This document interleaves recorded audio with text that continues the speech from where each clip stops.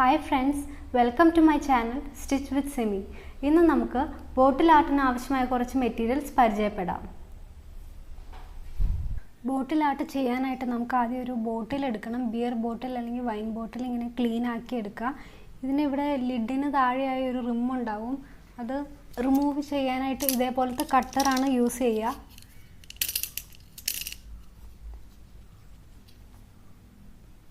Three D arts ഒക്കെ ബോട്ടിൽ ചെയ്യാനായിട്ട് ഫെവിക്രിലിൻ്റെ മുകളിലിട്ട് clay വേണം. ഇത് റെസിൻ ബേസും ഹാർഡ്നറും അങ്ങനെ രണ്ടെണ്ണം ആയിട്ടാണ് വരുന്നത്.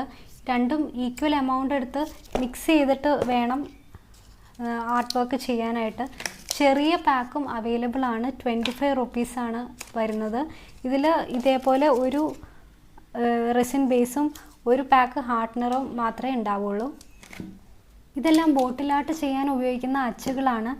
അച്ചുകൾ ആമസോണിലും ഫ്ലിപ്കാർട്ടിലൊക്കെ അവൈലബിൾ ആണ്. ഇതിൻ്റെ കൂടെ ഇങ്ങനെ മോൾഡിങ് ടൂൾസും നമുക്ക് ഇതിൻ്റെ കൂടെ തന്നെ ലഭിക്കുന്നതാണ്.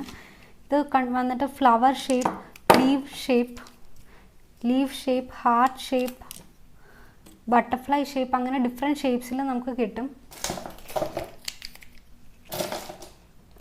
ഇത് കൂടാതെ ഇങ്ങനെ ഫേസൊക്കെ ചെയ്യാനുണ്ടെങ്കിൽ ഇതുപോലെ അതിനും മോൾഡ് ഉണ്ട്. ഇതൊരു സ്വാൻ ഷേപ്പ് മോൾഡാണ്. മോൾഡിറ്റ് യൂസ് ചെയ്യുന്നത് എങ്ങനെയാണെന്ന് ഞാൻ ജസ്റ്റ് ഒന്ന് കാണിച്ചു തരാം. ഇത് റെസിൻ ബേസും അതിൻ്റെ ഹാർഡ്നറും ഈക്വൽ എമൗണ്ടിൽ കട്ട് ചെയ്തെടുക്കുക.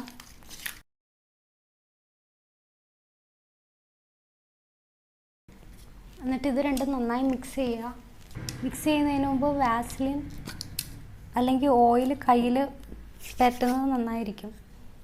ഇല്ലെങ്കിൽ ഇതിലേക്കൊക്കെ നന്നായിട്ട് സ്റ്റിക്ക് ചെയ്യും.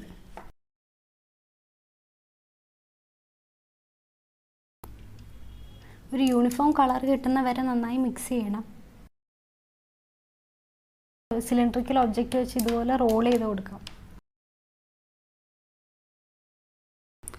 ലീഫിൻ്റെ അച്ച് വെച്ച് നന്നായി പ്രസ് ചെയ്ത് കൊടുക്കാം.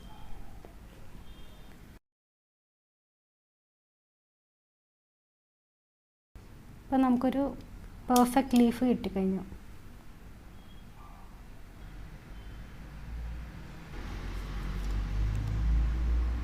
ഇതുപോലെ ബോട്ടിലേക്ക് പേസ്റ്റ് ചെയ്ത് കൊടുക്കാം.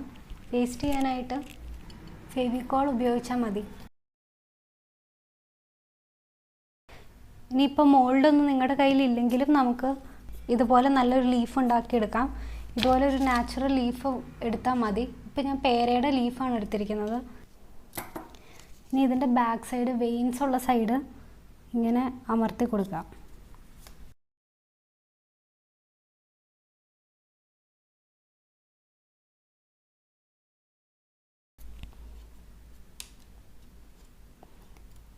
ഈ ലീഫ് അങ്ങ് ലിഫ്റ്റ് ചെയ്ത് കൊടുത്താൽ മതിയാവും. ബ്യൂട്ടിഫുൾ ആയിട്ടൊരു ലീഫ് തന്നെ നമുക്ക് കിട്ടിയിട്ടുണ്ട്. ഇതാണ് Fevi bond.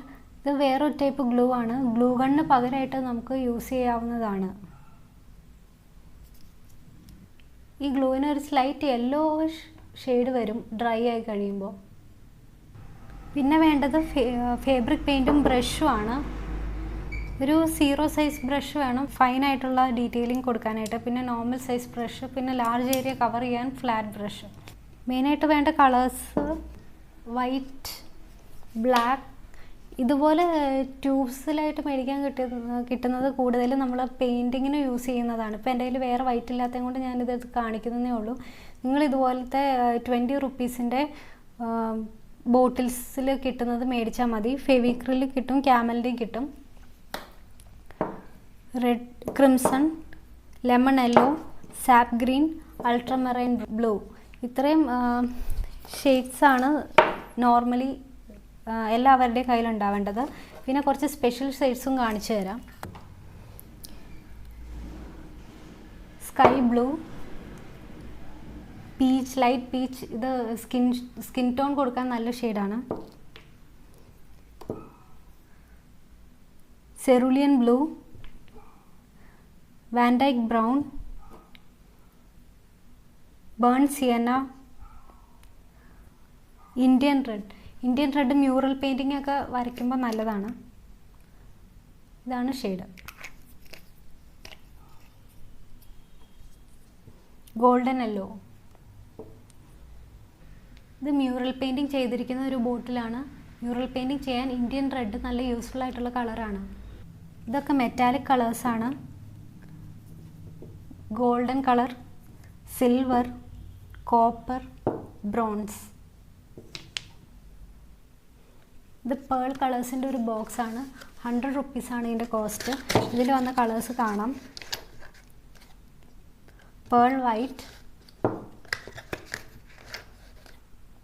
Cherry red, pink, jade green, sky blue, golden yellow. ഇതൊക്കെ പേൾ കളേഴ്സാണ്. ഒരു ഷൈനിങ് ഉണ്ടാവും, അതാണ് അതിൻ്റെ പ്രത്യേകത. ഇത് രണ്ടും മെറ്റാലിക് പൗഡേഴ്സാണ്, golden and silver.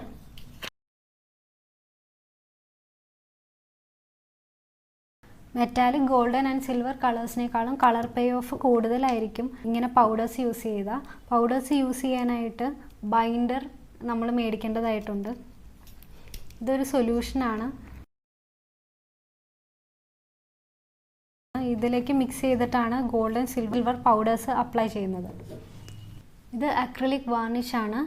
Acrylic paint ബോട്ടിലും അല്ലെങ്കിൽ മോൾഡിറ്റിലേക്ക് നന്നായി ഡ്രൈ ആയി കഴിഞ്ഞതിന് ശേഷം അതിൻ്റെ മുകളിലാണ് വാർണിഷ് അപ്ലൈ ചെയ്ത് കൊടുക്കേണ്ടത്. വുഡ് വാർണിഷും മാർക്കറ്റിൽ അവൈലബിൾ ആണ്. പക്ഷേ നിങ്ങൾ ബോട്ടിൽ ആർട്ടിൽ ഒരിക്കലും വുഡ് വാർണിഷ് എടുക്കാതിരിക്കുന്നതാണ് നല്ലത്. കാരണം വുഡ് വാർണിഷിന് ഒരു യെല്ലോയിഷ് ടിൻറ്റ് വരും ഓവർ ടൈം. ഇത് ഫെവിക്രിലിൻ്റെ ഗ്ലാസ് പെയിൻ്റ് ആണ്. ഇതിന് 10 ഷെയ്ഡ്സിന് MRP 110 റുപ്പീസാണ്. ഇതിൻ്റെ കൂടെ ഒരു ഗ്ലാസ് ലൈനർ ബ്ലാക്ക് കളറും നമുക്ക് ലഭിക്കും. ബ്ലാക്ക് കൂടാതെ ഗോൾഡൻ സിൽവർ ഗ്ലാസ് ലൈനേഴ്സും അവൈലബിൾ ആണ്. ഈ ഗ്ലാസ് പെയിൻറ്റിങ് എങ്ങനെ ചെയ്യാമെന്ന് നോക്കാം. ഒരു പീസ് അക്രിലിക് ഷീറ്റാണ്. ഗ്ലാസ്സിലും ഇതേപോലെ തന്നെയാണ് നമ്മൾ ചെയ്യുന്നത്. ആദ്യം ലൈനർ വെച്ച് ഏതെങ്കിലും ഒരു ഡിസൈൻ വരയ്ക്കുക ചെയ്യുന്നത്.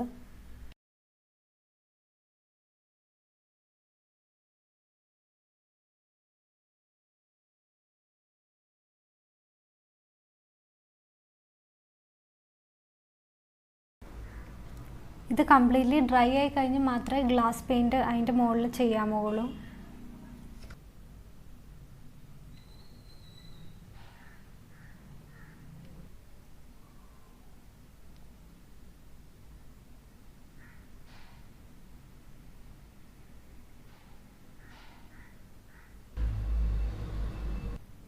ഈ ബോട്ടിലാട്ട് ഗ്ലാസ് പെയിൻറ്റിങ് ചെയ്തതാണ്.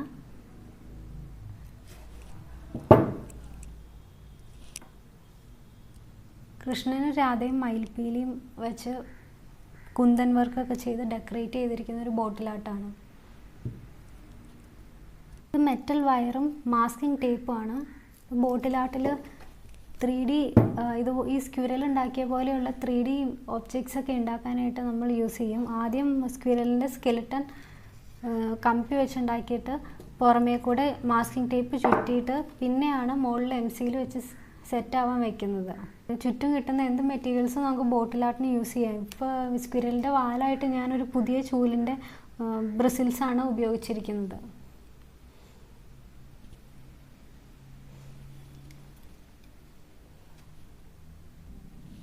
ഇത് ഐസ്ക്രീം സ്റ്റിക്സ്.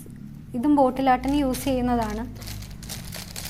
ഡിഫറെൻറ്റ് ഷെയ്ഡ്സിലുള്ള ഐസ്ക്രീം സ്റ്റിക്കും ഈ നോർമൽ കളറിലുള്ള ഐസ്ക്രീം സ്റ്റിക്കും അവൈലബിൾ ആണ്.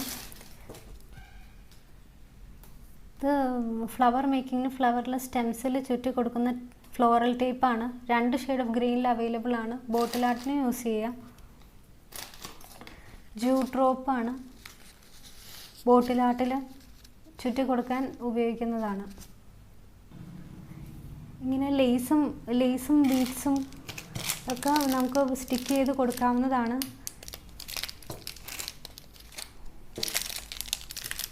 ഇത് ബീഡ്സാണ്. പിന്നെ ഇത് കുന്തൻ സ്റ്റോൺസ് ആണ്. കുന്തൻ സ്റ്റോൺ വെച്ച് ചെയ്ത ബോട്ടിലാട്ട് ഞാൻ സൈഡിൽ കൊടുക്കാം. റെഡ് കളറും ഗോൾഡൻ കളറും അവൈലബിൾ ആണ് കുന്തൻ സ്റ്റോൺസിൽ. പിന്നെ വന്നിട്ട് ഫെദേഴ്സാണ്. ഇത് വൈറ്റ് ഫെദേഴ്സ് പിന്നെ പീകോക്ക് ഫെദേഴ്സ് ഒക്കെ വെച്ചുള്ള ബോട്ടിലാട്ട് നിങ്ങൾ നേരത്തെ കണ്ടിട്ടുണ്ടാവും. ഇത് ഫൈൻ ടിപ്പുള്ള പെർമനൻറ്റ് മാർക്കറാണ്. ഗ്ലാസ്സിൽ ആദ്യം ഇതേപോലെ ടൈഗറിൻ്റെ ആണെങ്കിൽ ടൈഗറിൻ്റെ ഔട്ട്ലൈൻ വരച്ചെടുത്തിട്ട് അതിൻ്റെ മുകളിലിട്ട് വെച്ച് വർക്ക് ചെയ്യാവുന്നതാണ്. ഈ വർക്ക് അങ്ങനെയാണ് ചെയ്തിരിക്കുന്നത്.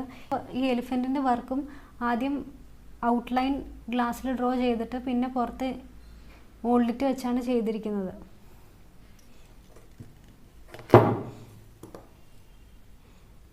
ഇത് പിസ്ത ഷെൽസ് ആണ്. പിസ്ത എല്ലാം കഴിച്ചിട്ട് ഷെല്ല് ഇതുപോലെ കളക്ട് ചെയ്ത് വെക്കുകയാണെങ്കിൽ ഇത് വെച്ച് നമുക്ക് ബോട്ടിൽ ഫ്ലവേഴ്സൊക്കെ ഉണ്ടാക്കാൻ പറ്റുന്നതാണ്. ഇത് ബീഡ്സ് വെച്ച് ചെയ്ത ഒരു ബോട്ടിലാട്ടാണ്, ഒരു ചെറിയ ബോട്ടിലാട്ടാണ്. ഇത് ബോട്ടിലിൻ്റെ ലിഡിൽ ചെയ്തിരിക്കുന്ന ഒരു ഗണപതി മോഡലാണ്. ഇതിനകത്ത് സ്ട്രെങ്ത്തിന് വേണ്ടി മെറ്റലിൻ്റെ ഒരു പീസ് വയർ ഇങ്ങനെ വെർട്ടിക്കലായിട്ട് ഉള്ളിൽ കുത്തി ഇറക്കി വെച്ചിട്ടുണ്ട്. ഇത് ഫോം ഷീറ്റാണ്. 9 റുപ്പീസാണ് റേറ്റ് വന്നിട്ട്. ഫോം ഷീറ്റിന് ഗ്ലിറ്ററുള്ള ടൈപ്പും അവൈലബിൾ ആണ്, ഫോം ഫ്ലവറും അവൈലബിൾ ആണ്. ഫ്ലവേഴ്സായിട്ട് മേടിച്ചിട്ട് ബോട്ടിൽ ഡെക്കറേഷന് ജസ്റ്റ് പേസ്റ്റ് ചെയ്ത് കൊടുത്താൽ മതിയാവും. ഇത് സാറ്റിൻ റിബൺ ആണ്. സാറ്റിൻ റിബൺ വെച്ച് റോസസ് ഒക്കെ ഉണ്ടാക്കി ബോട്ടിലായിട്ട് ഡെക്കറേറ്റ് ചെയ്യാവുന്നതാണ്. ഇത് ടിഷ്യൂ പേപ്പറാണ്. ടിഷ്യൂ പേപ്പർ ബോട്ടിൽ പേസ്റ്റ് ചെയ്തിട്ട് ചെയ്തിരിക്കുന്ന ആർട്ട് വർക്കാണ് ഇത്. ഇത് ജെസ്സോ ആണ്. ജെസ്സോ യൂസ് ചെയ്യുന്നത് ഒരു പ്രൈമറായിട്ട് ബോട്ടിൽ കോട്ട് ചെയ്യാനാണ്. സ്പോഞ്ച് വെച്ച് കോട്ട് ചെയ്യുന്നതാണ് ബ്രഷ് യൂസ് ചെയ്ത് കോട്ട് ചെയ്യുന്നതിനേക്കാളും നല്ലത്. ഈ സ്പോഞ്ചിനെ ഒരു ചെറിയ പീസ് മുറിച്ചെടുത്തിട്ട് ഡാബ് ചെയ്ത് നമ്മൾ ബോട്ടിൽ ഫില്ല് ചെയ്യുക. ഒരു കോട്ട് ജെസ്സോ ഉണങ്ങി കഴിഞ്ഞാൽ രണ്ടാമത്തെ കോട്ട് ജെസ്സോ കൂടെ അടിച്ചതിന് ശേഷം അതും കൂടെ ഡ്രൈ ആയതിനു ശേഷമാണ് ഫാബ്രിക് പെയിൻറ്റ് ബോട്ടിലേക്ക് അപ്ലൈ ചെയ്യാമുള്ളൂ.